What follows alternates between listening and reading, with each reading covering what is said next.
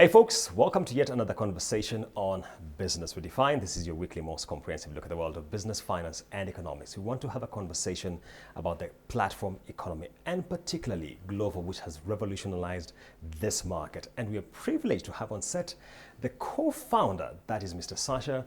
Welcome on set. Hey, thanks for the invitation. Welcome to Nairobi. No, amazing. I mean, I've been here, I think, 5 times since we launched. Okay. So try and come regularly. We've grown significantly. I think this is the 3rd office that we've had as we've grown the business. So Wonderful. Fantastic. Great vibe here. Vibrant economy. Yes. So very excited. All right. Let's take a bit of a review look here. 6 years down the line, how do you feel about the pulse in this market?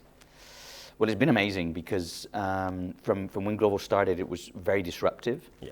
And what I've seen personally is how the digital economy has really evolved in 6 years incredibly quickly. Not just Glovo, in our business, obviously, which has grown incredibly quickly, but also consumers, how they've digitalized, now they're buying more online, not just with Glovo, which I think is fantastic. Yeah. And so I think it's a huge potential, fast growth, even faster than most of our markets in Europe, elsewhere Yes. in Central Asia, where we also operate, and the rest of Africa. So I think there's a massive opportunity here for the digital economy, and obviously Glovo is a big part of that. All right. And why does Kenya play a particularly pivotal hub in this region for Glovo? I think there's 2 aspects. Obviously, what I just mentioned, the digital economy, the speed it's moving, and the efficiency. This is also helped by the fact that, our partners, which we work with, top restaurants, top supermarkets, retailers, they're also digitalizing themselves very quickly. Yeah. So this also educates the market. So it's a fast-moving economy. Consumers are very digital, and then this works as a pivotal for the region, and it allows us to actually set Kenya and Nairobi up as maybe our regional hub for the whole region. Mm-hmm. And then there's another very important aspect, which, especially for a tech company like ourselves, talent. Yes. The talent, local talent in Kenya is incredible. Wonderful. Tell me about launching in Kenya and then COVID comes in as a disruption for many businesses, actually all businesses, I should say. How was that for you? How did it recast your business? Well, what COVID did a lot really was to allow consumers actually to order beyond restaurant food. Yes. So most of our markets are obviously led by restaurant food as our largest category. And generally the market's quite educated about ordering online or ordering or picking up and takeaway. So that piece just grew naturally, Yeah. What we do at Glovo is offer a great user experience, and then consumers start using it. And what COVID did is change the dynamic. Actually, consumers started using supermarket, ordering online, and it actually works, and it's fantastic service, and I can get something in 40 minutes or 30 minutes, and it works fantastically. And then expands to the rest of retail. So what COVID generally did was an accelerator, that something was already happening in everything that was outside of restaurant food. And this not only happened in Kenya, but obviously in pretty much all our markets, which were also affected by COVID. And then the great thing about that is consumers started using it, other verticals like retail, like electronics, like pharmacy, like groceries. But after COVID finished it, they had a great user experience, so they continue So they using. stuck. Yeah, of course. I mean, it's a great service, right? If I can order anything and pretty much get it in 30, 40 minutes, and it costs me more or less the same price as me going to get it myself, why wouldn't I order it? Absolutely. Convenience is the name of the game. Convenience, absolutely. And the tech space is increasingly changing rapidly. We were discussing about Gen AI, now we're talking about agentic AI. How is that impacting the nature of your business? So we've used AI for many years, or machine learning. For example, all the part of logistics and algorithmic, it's very important that that's optimized as much as possible. Worldwide we're doing millions of orders a day. So any optimization on that obviously benefits our operations, but also gives more income to the couriers, optimizes better user experience. So we've been doing that for many years. The second phase is all around customer support. Customer support, by the way, is very complex in Glovo. We have 3 customers. Not only the users who's buying the product, we have to give customer support to the partner. So he has a different app, or they have a different app that basically, and then the courier as well also has different customer support. So we have 3 customers in customer support. So that's a huge, important piece. And the way we optimize that, there's a lot of that customer support, which is generally the same thing. So that can be optimized with AI. Mm-hmm. And any of the more complex things would probably still go to a human. And this is very significant for Kenya, actually, because we're developing our hub for operational support and customer support here. Not only for the region, but we're actually looking to do this worldwide. And we now have a very significant part of that support here already based, and the idea is to duplicate that in the next couple of years and invest here in Kenya to give worldwide support. So I think that's the thing. And then the third, obviously, is internally. I think it's close to 40% of our code by our engineering team. We've got about 800 engineers and data analysts in Barcelona in our headquarters. And 40% of code now is produced through AI. So that's optimizing that. Yeah. And then departmental use as well. My team and the different departments, our teams now are using AI to optimize certain things that can be done better. And then I think the next piece, which is I think everyone's interested in, is how is it going to affect the UX of customers? Yes. Will I talk to my agent to order on Glovo in the future instead of going through a menu? I think that's up for discussion. My personal feelings will be a mix. A little bit like when you go into a restaurant and you have the last 10, 20, 30 years, you have a waiter, but you still need a menu. Yes. You like the discovery piece. And I think there'll still be a discovery piece with Glovo that you want to look and see the products. But I think there'll be an AI agent either built in with Glovo or outside that will actually help you choose. No, I think there's a big difference with discovery or going back and saying, could you please reorder the pizza I ordered 3 weeks ago? And it just does it automatically. There's going to be a mix. But I think there's going to be, UX is going to evolve the same way, Apple reinvented the smartphone. Yeah. With that UX changed everything. I think that's going to happen with AI agents as well. And we're going to be part of that. That's quite massive. I can imagine the sort of capabilities you will unlock then, even as you look at other jurisdictions beyond where you currently are. How is your footprint across the continent right now? So we're in 6 countries in Africa, North Africa, Morocco, Tunisia, and then more sub-Saharan Africa, which would be from Ivory Coast, Kenya, Uganda, very interesting market for us, in Nigeria. So for us, Africa is a very expansion investment region. We see it growing incredibly quickly. And we see us not only increasing our footprint in the country where we operate, but maybe launching more countries in the future. Okay. And in terms of growth, how has Kenya fared when you look back, and what are some of the areas you feel there could be a lot more acceleration when it comes to the kind of service that we get from Glovo? So I think there's 2 elements. I think first of all, to answer the question, Kenya's been an incredible growth story for us. It's growing ahead of most of our markets. It's around 35% year-on-year growth, which is incredible. Yeah. Glovo's growing around 20%, so just almost double. Also, what's very interesting about this market is quick commerce. This is everything that's not food, restaurant food.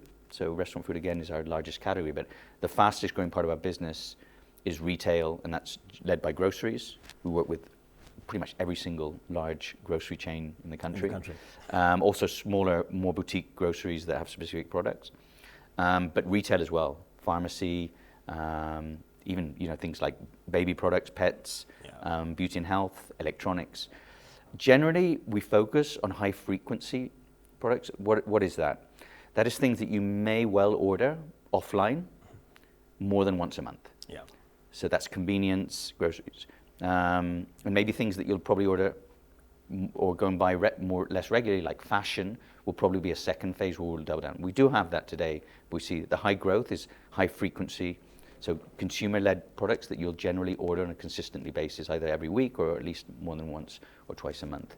And we're focusing on that and then giving great support to our partners. Again, the key for Glovo Kenya is having the best retailers on our platform, offering an excellent service, and making sure that it's affordable for consumers. As we close our conversation, many times we have debates around where players like yourselves are categorized in this market. Are you a tech company? Are you in the courier space? Where predominantly do you see yourselves being positioned here? So I think, to put it that we're in a super complex business, which is great. Which is basically we have to work with the best retailers. Yeah. Again, we're digitalizing retail businesses. We're helping them sell online and giving them the tools to do that. That's obviously amazing logistics, quick delivery, guarantee that the consumer has a great user experience. When we say we're going to deliver in 30 minutes, that we do it, and that everything arrives. Do you have like a threshold for delivery, by the way? We try and give consumers or our customers an indication of more or less the delivery time, expectation. I think it's more about expectations than actually speed. Speed's very important, but I think it's better to say if you can deliver in 30 minutes and do that, than to say you can deliver in 20 minutes and deliver in 28. Yes. So it's about expectations is very important. So that's the most important part of our business, you know? It's having the best content, and for us, the best content is the best retailers, working with them. And then the second is offering great customer experience. Those are the two elements that, then you have affordability. We need to make sure that this is relatively easy from a cost basis for consumers or customers to buy from. You match all those things, and how do we make it all work with technology? So primarily we're a tech company. We offer a platform, but at the end of the day, again, going back to my thing, it's so complex because we're not just a tech company. We're actually a retail business as well. We're on the streets. We're mobility.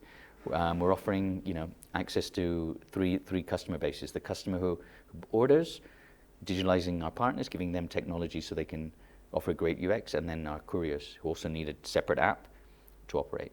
Okay.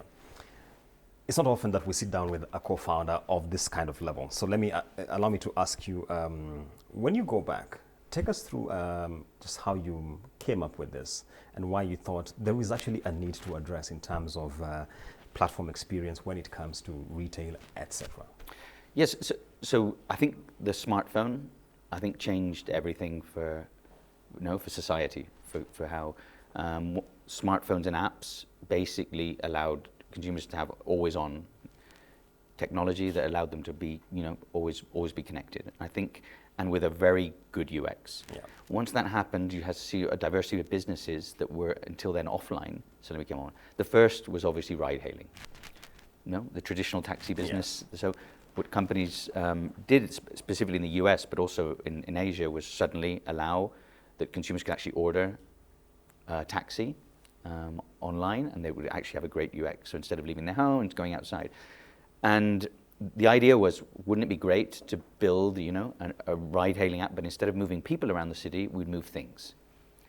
And you could have a great UX. And then that's really how the idea evolved. And met Oscar. He was studying in the US. He's the other co-founder and CEO. Yeah. And he came back to Barcelona with pretty much the same idea. And we saw an opportunity of how, smartphone and how people can connect it with great apps can change the way they buy online, especially in their city. And I really believe everything about quick commerce is a massive opportunity, because until then, before this, e-commerce was the key, the key winner in the digital selling online. Retailers were actually not really that digital until then, and it was big e-commerce companies. But the great advantage retailers have, and I think Glovo is a really important part of that, is that retailers can actually deliver to a user in minutes instead of days. Yeah. And e-commerce is generally hundreds or thousands of kilometers or miles away from a consumer, so they can never deliver in the same day. It's normally the next day, sometimes the whole week. Quick commerce and retailers can actually deliver in minutes because they're very close to the consumer and they have a massive advantage. And to me, the next decade, the fastest growing area of e-commerce is going to be quick commerce. And we're a great part of that. We're an enabler because we offer the platform, we can offer the logistics, but we'll work with our partners to make that happen. And the UX, user experience of that is going to be incredible. That's why not only in Kenya, but worldwide, the fastest growing area of e-commerce will be quick commerce without a doubt. And we're part of that. All right. Parting shot, what can we expect in the next 5 or so years in terms of your business outlook? So I think in Kenya specifically, one of the reasons I'm here this week is actually, to increase investment. Not only do we offer, our office that runs the business, but we offer customer support to the 3 tiers of our customers and operational support. So this is global operations from Kenya. So we're looking to expand that. Today we have over 600 people here, but the idea is to duplicate that in the next few years. Okay. So to increase investment here, to continue the growth, we're talking 30 to 40% year-on-year growth, to continue that growth in the market, and to be the best ally to our partners, to our retailers, to our the supermarkets, to the restaurants, to be the best digital ally. Yeah. That's not only giving them access to more incremental revenue, great user experience, but also giving them maybe tools to do marketing, to advertise, give them tools that actually they can increase their digital footprint. All right. We've been having a chat with the co-founder of Glovo. a key player in the platform economy, and of course, revolutionizing how we deal with retail in this market and across the world. Next, we'll be having a more Kenya-centric conversation on the business, its model, and how it's faring. Stay tuned.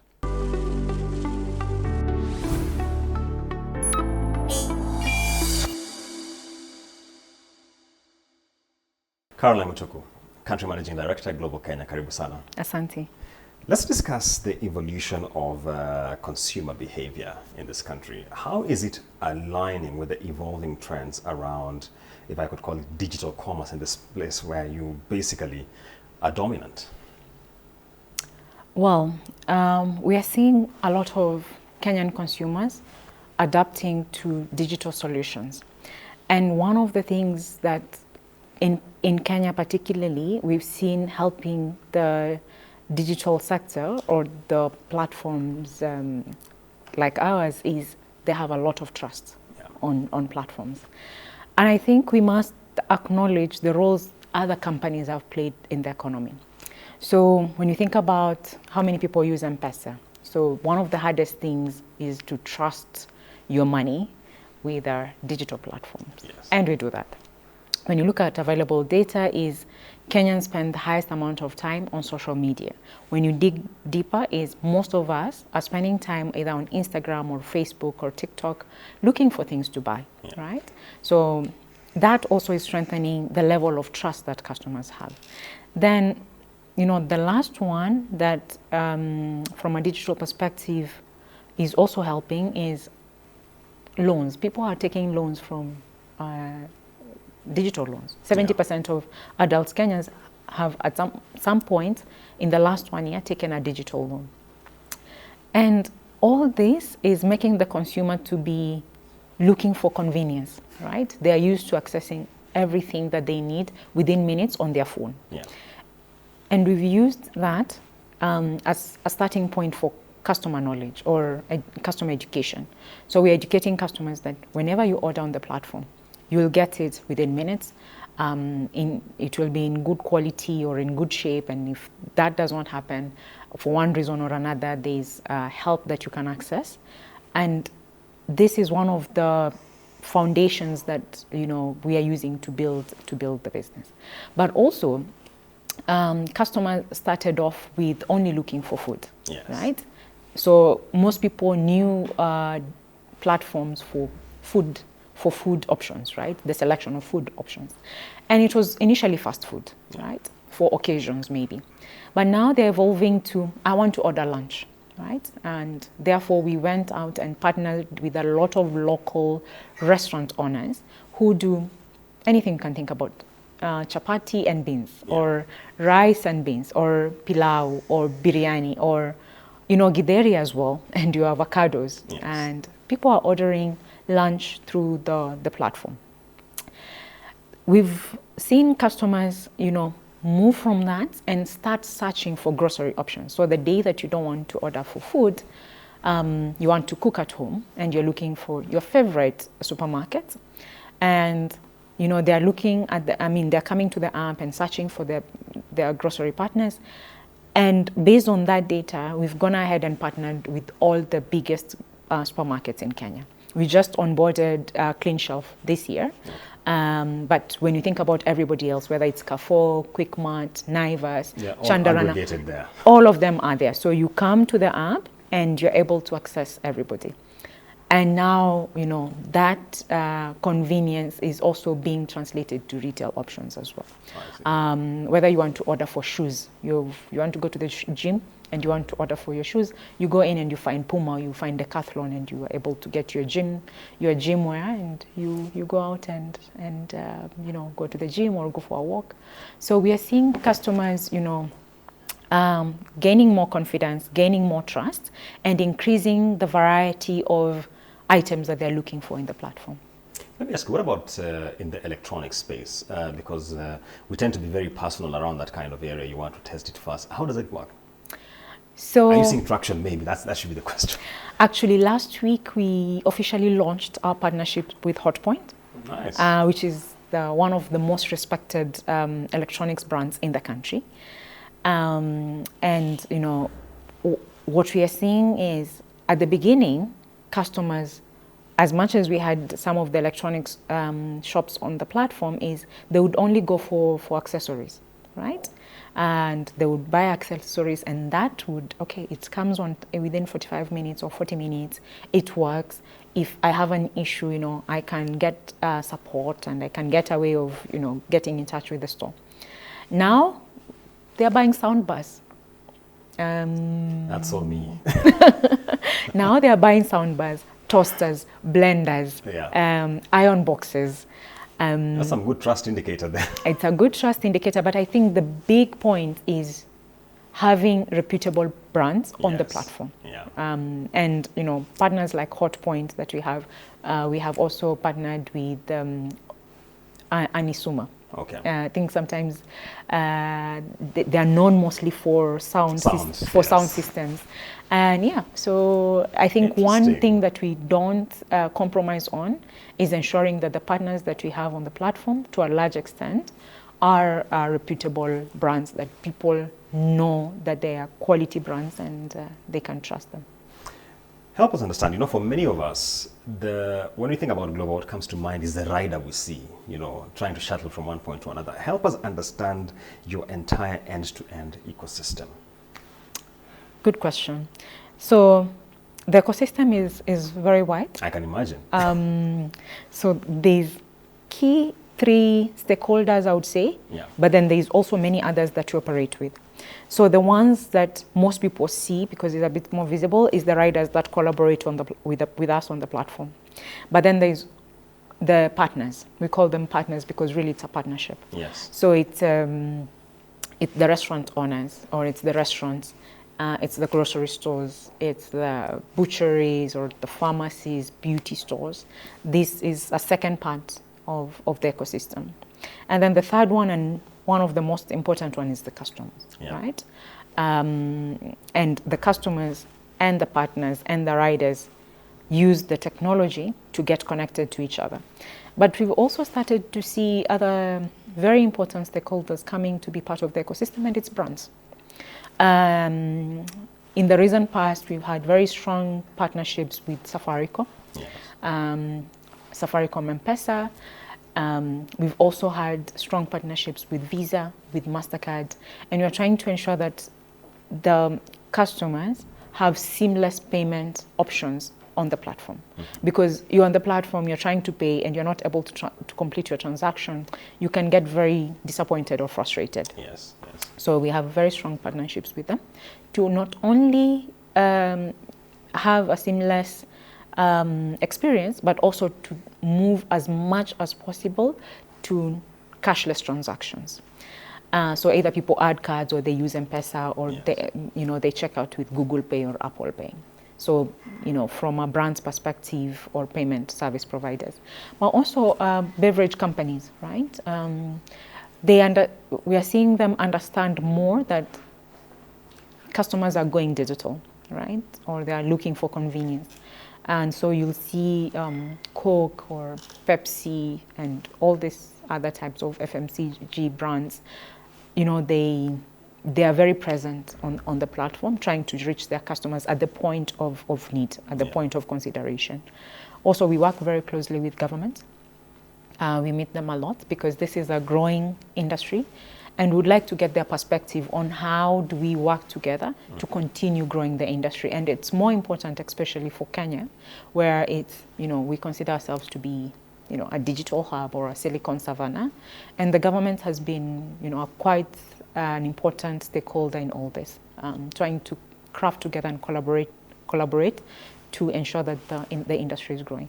But there are others like whether it's startups that provide financing for partners, restaurant owners, or provide financing for riders, and we try and connect them.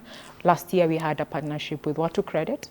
For riders who wanted to access credits, we brought these startups or these fintechs to them and to offer solutions. You want to buy maybe buy a new motorbike, or move from fuel-powered motorbike to electric bikes. We bring these stakeholders there, and they pitch their solutions to our partners. So with Spiro, These are some of the people we have in the platform. Let's talk about impact. And impact is basically twofold in this case. One, I can imagine as far as job creation goes, you really do some heavy lifting there. I mean, all the riders and the entire ecosystem. And secondly, we are increasingly environmentally conscious. How does that play in your mix? So, as Sacha mentioned, Kenya is one of our hubs, right? Not only for Glovo in Africa, but for the whole of Glovo. So we have a center of excellence in Kenya. And from here, we are able to serve many markets, whether it's English-speaking markets, French-speaking markets, or Arabic-speaking markets, because the talent is there and it's available. Yeah. So, and part of the visit by the vice presidents this week is to continue having these discussions and to see how we can double the number of young Kenyans that are either directly or indirectly getting employment from Glovo. And it's something that I'm personally very proud of, that we've been able to do this for Kenya. The second one, as you mentioned, is as customers demand more of the convenience and the reliability that the platform gives, the more riders will get earning opportunities on the platform. Yeah. So because every order has to be delivered by a rider, if you're not, you as a customer, going to pick it up from the store, or the store is not delivering it themselves. And so those are, quite important ways that we are trying to deliver impact from an employment or income earning perspective. But also when you think about the restaurant partners, when we speak to them, they tell us, in my store, I've had to employ one additional person to take care of deliveries. And when you walk around, you'll see some of the stores have actually a delivery section fully now dedicated to just take care of deliveries. Because of throughput. Because of throughputs. Yeah. And they have one person or two people, depending on the size of the restaurant, just to take care of that. So the multiplier effect, and going down all the way to the farmers, maybe that supply, those restaurants that end up doing deliveries is massive.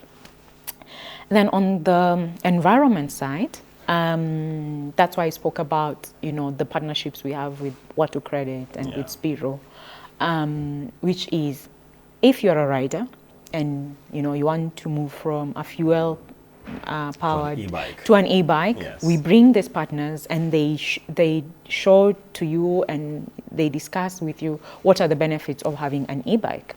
And they have payment options and they give them credit, because we are trying to move as much of our fleet, of the fleet that is collaborating on Glovo, to electric. Of course, it takes time and it's a journey, because you cannot have all the 2,200 riders changing their bikes, all of them in one go. Sure. But it's a journey that we've already started, and we have the right partners behind it. From a packaging perspective, which is a big one, every year when we have partner academies where they come together, we ask some of the suppliers of environmentally friendly packaging to come and showcase their products.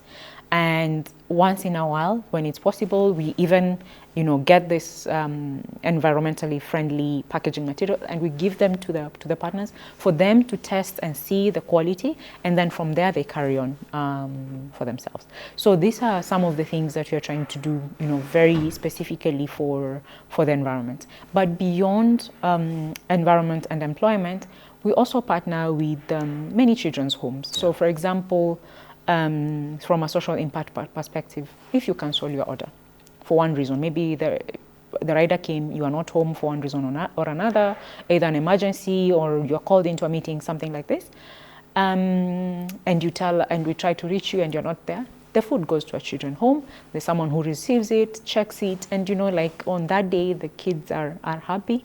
Yeah. And last year specifically, we partnered a lot with Food for Education, where we donated, or we funded more than 1 million meals to school-going children. And also we were partnering with food banking, where they rescue food from farmers.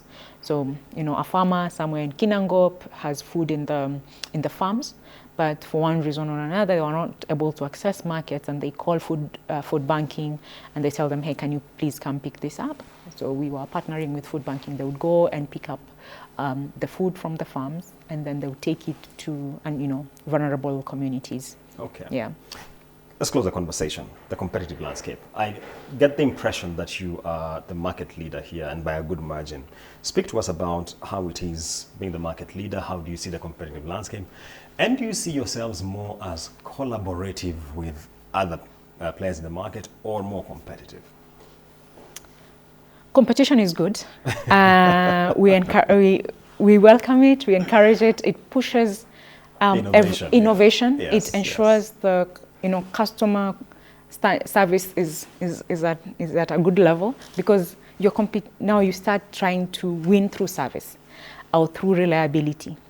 And so I think at the end of the day, yeah, we acknowledge that there's competition, and we acknowledge that it's good to have competition, because then they invest in the market, they're educating the consumers, and therefore the whole pie increases. And when we look at the level of penetration of the industry, it's very, very, very small. Like, the pie is so big. Yeah. We've not even scratched. Many Kenyans still don't use the service. Yeah. So if you compare us to markets like Spain, for example, or way advanced markets in Asia, we've not even scratched the surface. We are very far from it. So there is space for competition, and there is space for everyone. The pie is quite big. At the end of the day, is the customer will go. We truly believe in this. Will go where the service is great, but they also have selection. Like, whatever I want to eat today, whatever you're feeling, you're fancying, can I get it on the platform? And that pushes us to bring them more selection, more variety, but also at an affordable price, which is, at lunch, maybe you spend, normal Kenyan spends 300 to 500 shillings. Do I have those food options on the platform? Yeah. So that's how we think about it. For us, competition is, we are competing against ourselves and setting a high bar on what we are offering to our customers, but also for the partners that we operate with, and the riders that we have collaborating with us on the platform, ensuring that the standard of partnership is really good, and they would choose Glovo over and over again. Okay. Yeah. Folks, we've been having a conversation about the intersection between tech and commerce, with a particular focus on Glovo. 6 years in this market, and of course the indication is that the market is throbbing with activity and growth, and the future is bright. We began with a conversation with the co-founder, and now we have spoken to the country managing director, speaking about impact, job creation, scalability, and what the future looks like. Keep it Business Redefined for all the latest as and when it happens. Stay tuned.